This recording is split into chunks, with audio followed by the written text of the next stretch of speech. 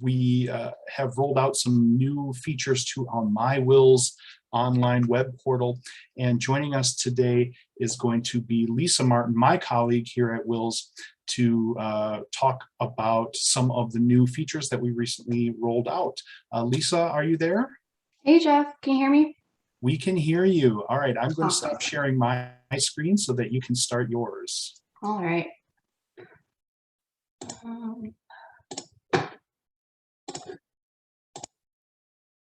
Okay, you should see a picture of me.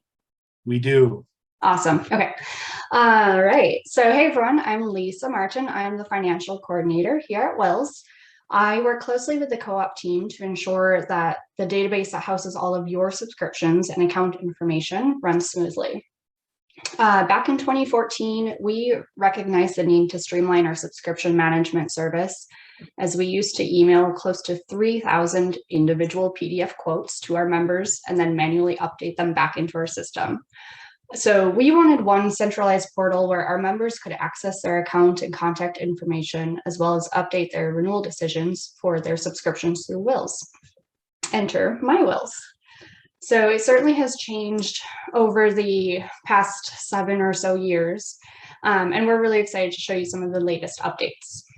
So first off, as you can see, the overall look was kind of refreshed, and it's just a lot cleaner. And as long as you're enabled in our database, you can log in using your email address or register for a new account if you haven't already. So when you log in, it'll take you to the institutional and contact information page. And we also have subscriptions up at the top and help and resources as well. And to the right, you can click on your email address. You can change your password right within MyWiLS, or you can log out. So you can expand and collapse your institutional information and your contacts either by clicking the plus or minus button, or you can click anywhere within that header section as well. One new thing that we added to the institutional information section, which is really important to us, especially me, when I'm creating and sending invoices, is the invoicing preferences field. So this was actually a backend field that only WiLS staff could see, but we decided that we should give MyWiLS users the ability to view and update it on their own. So this field is an open text field that you can fill in with pretty much anything. You can update it to say mail or email. You can have it say separate by database, vendor, start date, invoice everything together, invoice everything separately. You can also have it say something like email high school invoices to XYZ and middle school invoices to ABC. We will cater to your invoicing needs. It is account wide, so do keep that in mind when updating it, that it will I will see it for every invoice that I create, and I'll try to adhere to those preferences as much as possible. So you just enter in mail and then hit save, and then those will be mailed out, and then it says it was saved. So under contacts, we added a pronouns field, so members or users can disclose their pronouns if they so choose. You choose your preferred pronouns and you can hit save down below. We also cleaned up the number of fields visible. There were a lot of extra fields that we just felt weren't very relevant anymore. Each time you save or update a contact, you have to save for each contact. You can't make a bunch of changes to a bunch of contacts and hit save once. It'll only save for that particular one that you're on. Let's see, under the subscriptions section, we also cleaned up quite a bit here. This top section, we cleaned up and we added a link to our cancellation policy, which opens up in a new tab. And I'll let you read that at your leisure. And then under each tab, you can also expand and collapse, just like institutional contact information, plus or minus, or anywhere within the header. So you can also download PDFs now of each subscription. That's a new thing. It does open up, it downloads as a separate for each individual one. I don't know if you can see what I just opened. It's in a different page.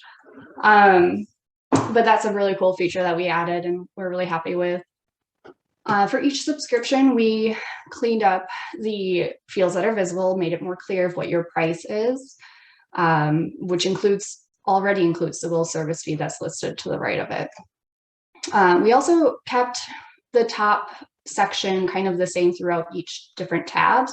So all the start, end, and your price, that's always going to be on your top right throughout each tab up here. And then vendor and database is also in the top 2 or 3. So just so you don't have to go digging for that information, is always going to be in the same area. For those of you who are maybe new to using MyWiLS, I'm just going to run through a quick submission for you. Under the needs approval tab, you'll see which subscriptions are still open in our system that need tending to. So we have our, the subscription type. This one's a renewal. It's for Mercury's Coffee Company's Starburst Tea. It started July 1st, so I'm really overdue on responding to this. It said it needed to be responded to by June 15th. My price is $5.75. So I can either confirm my order or I can cancel my order. For this one, I'm going to confirm it just by clicking on yes. And then you get to choose your invoicing preference, which is specific to this particular subscription. And so these include waiting for PO, which is, WiLS will wait for a purchase order before sending an invoice. You can also choose invoice now, which means we'll send it sometime in the next week, depending on my schedule. There's also invoice later, and you can choose the date that you want to be invoiced. So January 1st, 2022, if you want. And then deduct from deposit account and deduct from deposit account later. You have the ability to have a deposit account here at WiLS where we can hold your money, and then as you submit your decisions, if you say deduct from deposit account, we will simply deduct that amount from the deposit account, and each month you'll get a statement with your current balance. So I'm going to say no, purchase order is completely optional here, but I'm just going to say 1, 2, 3, 4, and invoice me on January 1st.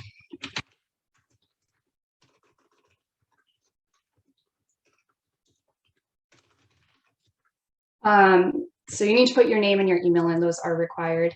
If you are renewing, you can say why you're purchasing this. It's completely optional, as well as this first checkbox here to share more information about how you're using it. You don't have to include those, but you can, and we might hit you up for some feedback.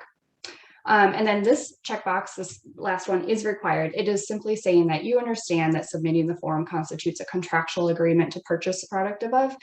Simply put, you're saying, yep, I will pay you. And then you hit save, and it goes through. Now, there we go.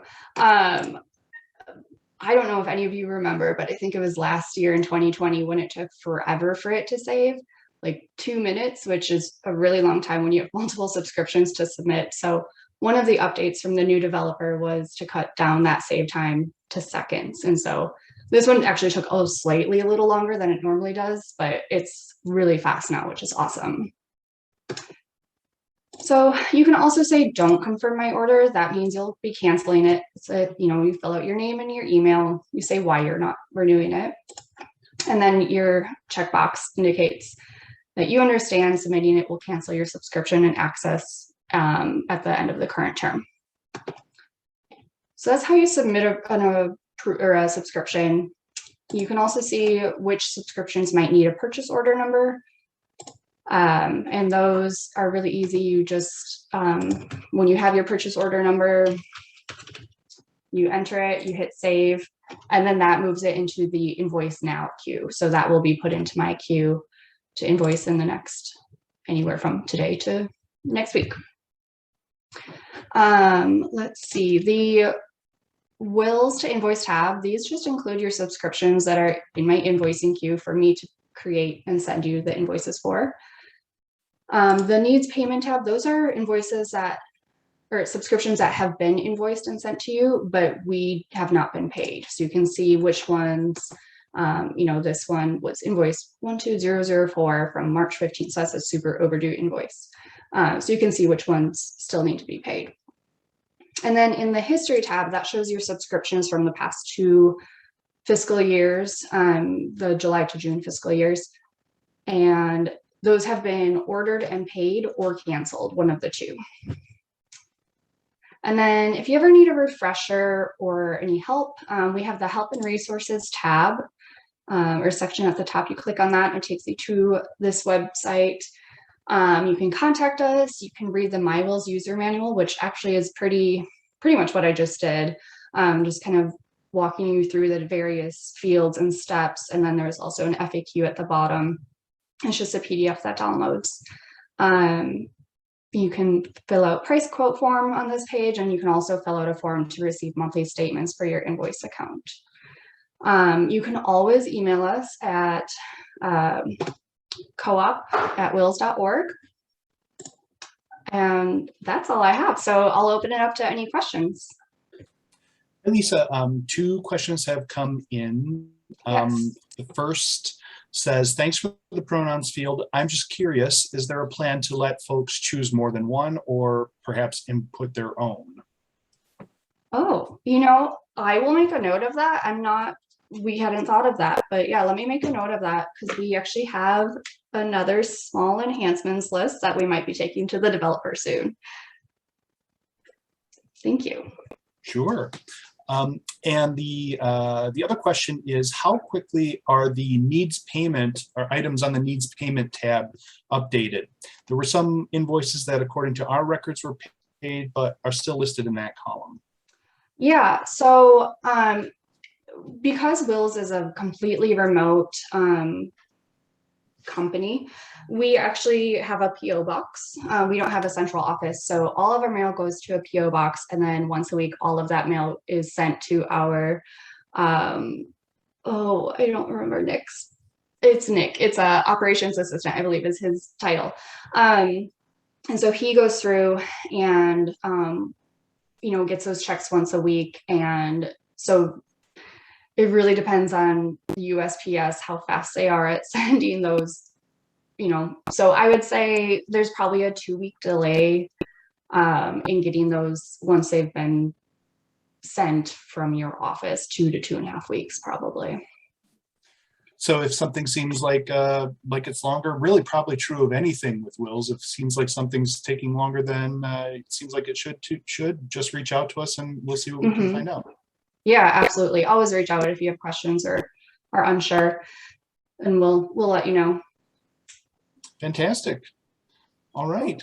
Well, thank you so much, Lisa. I can say that I'm thrilled with the new functionality in MyWiLS. I know that members are taking advantage of it, but it's really great to be able to show them what's new. And I will also say, oh, what terrible memories of all the PDFs before in the world before MyWiLS. It was such an incredible amount of copying, pasting, attaching, sending.